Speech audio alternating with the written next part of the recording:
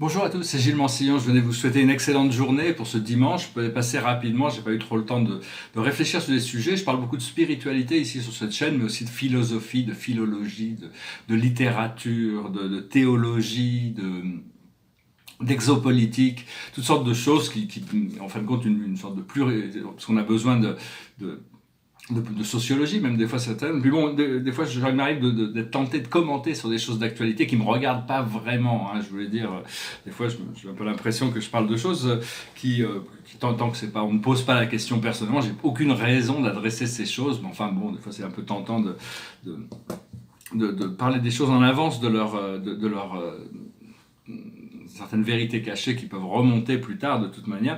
C'est très important de penser à toujours revenir sur, pouvoir toujours revenir sur notre, recentrer notre attention sur l'intérieur, pouvoir, c'est toujours apprendre tous les jours, on doit apprendre à se recentrer de nombreuses fois parce que dans ce monde, on a un nombre incalculable de distractions qui nous retiennent un petit peu, qui nous empêchent d'avancer. Une des plus grosses donc c'est un challenge d'éteindre toutes les distractions. Personnellement, j'essaye depuis longtemps, mais c'est pas vraiment facile. Une chose qui est bien, c'est de pouvoir faire, c'est de pouvoir temporairement déconnecter de l'électronique pour connecter à l'intérieur. Parce qu'au plus on est connecté, on a tout, il y a toutes ces nouvelles addictions qui ont été créées. Le téléphone portable, ces téléphones portables sont des addictions. Les gens ne se rendent pas compte encore le niveau d'addiction, mais 90% de la population est addict à son téléphone. Moi, je m'en sers énormément, mais enfin bon, j'ai pas d'ordinateur en ce moment, donc c'est bien de pouvoir trouver le temps d'éteindre toute l'électronique, hein, si c'est possible, pendant quelques heures pour aller sentir un petit peu la nature. Et oui, aussi, bon, enfin, on vit dans un univers magnétique, hein, bon, je discutais de ça très brièvement, c'est-à-dire qu'on a des actions et l'univers a la réaction, hein, les actions sont les nôtres, mais Dieu, c'est les conséquences. Hein, donc il faut faire attention à nos actions, essayer de réfléchir, ou essayer de ressentir les choses pour être guidé, inspiré. Et donc je tirais quelques cartes juste pour voir, je voulais juste passer rapidement. La plus haute sagesse pour nous aujourd'hui, c'est la destinée. Ce que l'on doit comprendre, c'est l'action. Ce que l'on doit faire, c'est la guérison. Et l'aboutissant, c'est le maître guide. On va pouvoir se connecter avec notre maître guide, qui en fin de compte, c'est un être, mon maître guide s'appelle Cornelius de Chiron. C'est un être que j'adore, il a beaucoup de sagesse et toujours. Enfin, nos guides sont un peu no nonsense, c'est-à-dire ils sont pas du tout dans les illusions que nous on peut avoir. Ils comprennent, ils acceptent nos illusions, mais ils ont tendance à toujours nous ramener sur ce qui est important. Hein. En essence. Oui, parce que bon, je discutais un petit peu brièvement hier de certains aspects par rapport à ces histoires dans la télévision française, de sextape et tout ça. Mais enfin, de toute manière, ça me regarde. Un, ça me regarde pas. Deux, je ne sais pas du tout de quoi il s'agit. Je me suis permis de commenter là-dessus, mais enfin bon, en réalité tout le monde a le droit à la vie privée. Dans la charte des droits de l'homme, le 12e article donne le droit à la vie privée, mais c'est pas un contrat légal. La charte des droits de l'homme, malheureusement, n'est pas un contrat légal. Par contre, en France, on a le droit à la vie privée, ce qui n'est pas le cas dans tous les pays. Ce qu'on attend des leaders politiques, c'est quand même d'être des modèles, mais seulement beaucoup essayent de nous se présenter comme des êtres parfaits, et donc au plus ils essayent de se montrer comme parfaits, au plus leur côté sombre devient sombre. C'est pour ça qu'il y a beaucoup d'hommes politiques qui se retrouvent dans des scandales de trucs quand même assez lourds, parce que bon, enfin pas tous, hein, on peut pas mettre tout le monde dans le même panier, on peut pas mettre tout le monde dans le même panier, mais enfin bon, il y a beaucoup de mensonges et d'hypocrisie, le sophisme qui essaie de nous embobiner pour nous faire croire des choses, et en réalité des autres choses comme Emmanuel Kant disait, le seul pouvoir transcendantal de la politique, c'est la publicité. Hein. Et donc oui, voilà, c'est ça, on veut se connecter, mais bon, être connecté à quoi et connecté à qui, connecté comment. Ce que l'on veut connecter, c'est vraiment dans le cœur. Hein. Parce que l'électronique nous déconnecte. Peut-être lancer des produits déconnectés, une fois que tous les produits seront connectés, parce qu'au plus on est connecté, au plus on est vulnérable.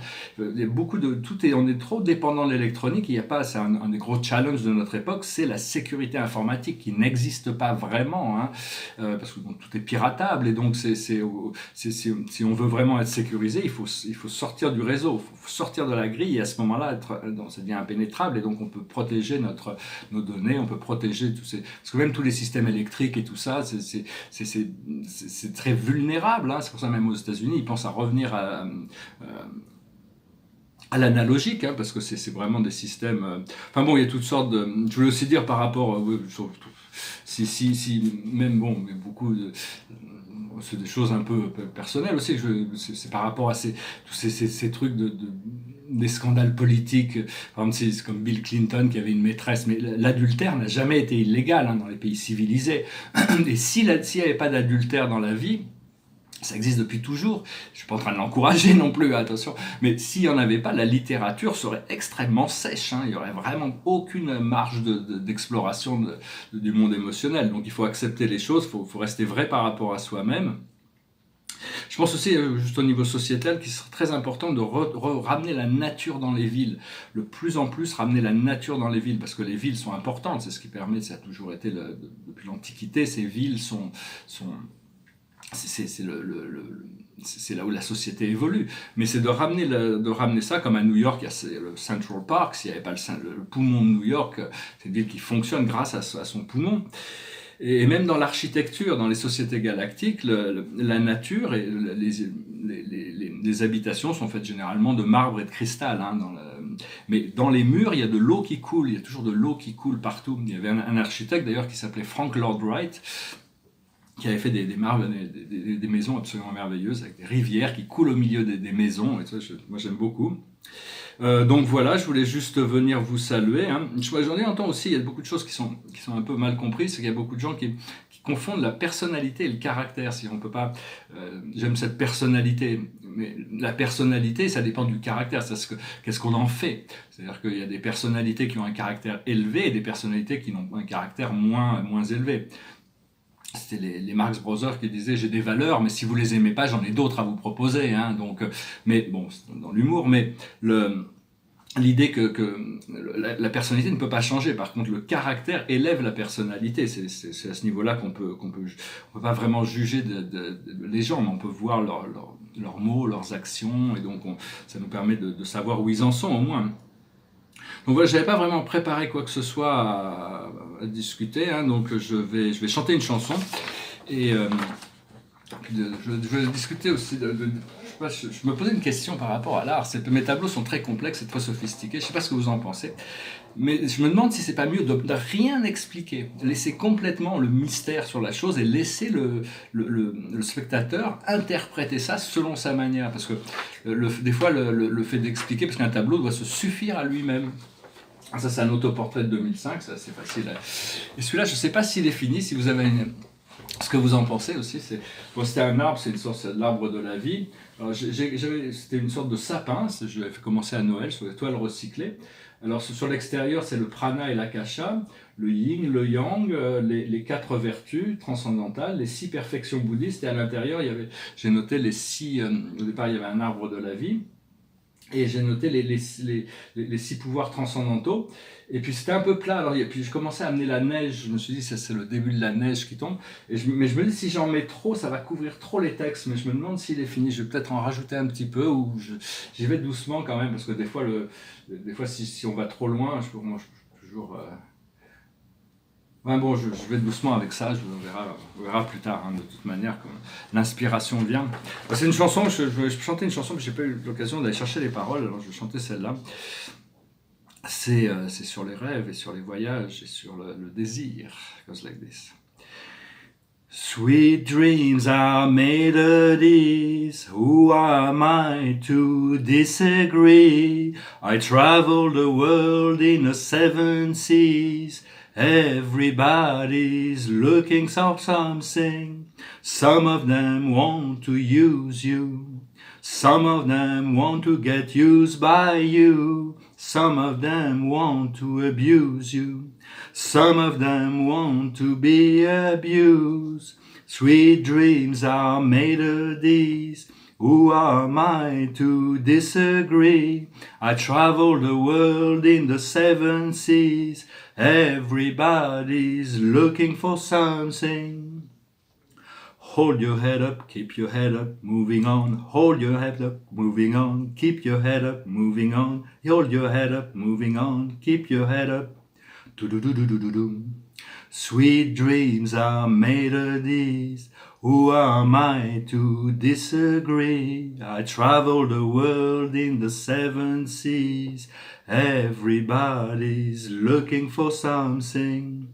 Some of them want to use you. Some of them want to get used by you. Some of them want to abuse you. Some of them want to be abused. Sweet dreams are melodies. Who am I to disagree? I travel the world in the seven seas. Everybody's looking for something. Sweet dreams are melodies. Who am I to disagree? Ah, c'est une chanson de Eurythmics sur la grande divergence de ce que les gens recherchent dans la vie. Leur corps des désirs est complètement... Il y a des gens qui ont des désirs complètement différents des uns des autres.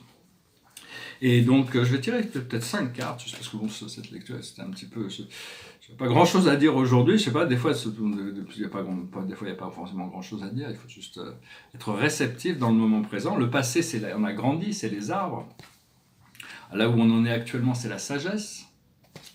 Ce qui arrive dans le futur, c'est le grand prêtre ou la grande prêtresse. Après ça, la chose sur laquelle on travaille, c'est la mère, c'est reconnecter à ce pouvoir de la réceptivité du divin féminin.